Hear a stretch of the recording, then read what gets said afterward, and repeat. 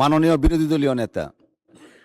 ধন্যবাদ মাননীয় মন্ত্রীকে, উনি যেটা বলেছেন প্র্যাকটিসে আসলে নাই। এটা মহিলাদের ব্যাপারটা মহিলাদেরকে দিয়ে অ্যাসার্ট করা এটা সম্ভব হয়নি এখনো। এটা খুবই জরুরি।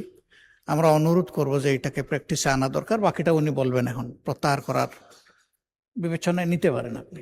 ধন্যবাদ মাননীয় বিরোধী দলীয় নেতা। মাননীয় সদস্য, 22 বছরের মধ্যে তো 20 বছর কেউই ছিলেন না, আমরা আপনারা কেউই, অতএব ইউ মে ডিসাইড।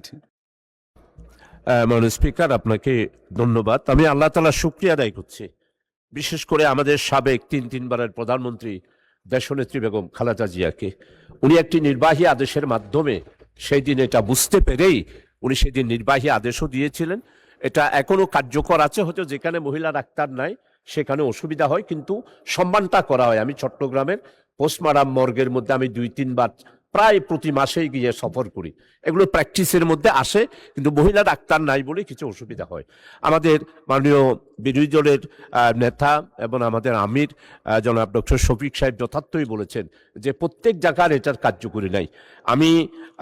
আমি আমাদের মাননীয় মন্ত্রীর আশ্বাসের পরিপ্রেক্ষিতে এবং আমার মনে হয় আমার এই বিলের ব্যাপারে আজকে সারা জাতি এই বক্তব্যটা শুনছেন, আমাদের আইনমন্ত্রী মহোদয়ের বক্তব্য শুনেছেন, আমরা সবাই এটার প্রয়োজনীয়তা উপলব্ধি করছি। সেটার পরিপ্রেক্ষিতে যিনি যে আশ্বাসটা দিয়েছেন আমার বিলটাও অ্যাকোমোডেট করবেন, সেটার পরিপ্রেক্ষিতে আমি ওনার আশ্বাসের পরিপ্রেক্ষিতে আমি আমার এই বিলটা প্রত্যাহার করে নিচ্ছি। মাননীয় স্পিকার, আপনাকে অসংখ্য ধন্যবাদ।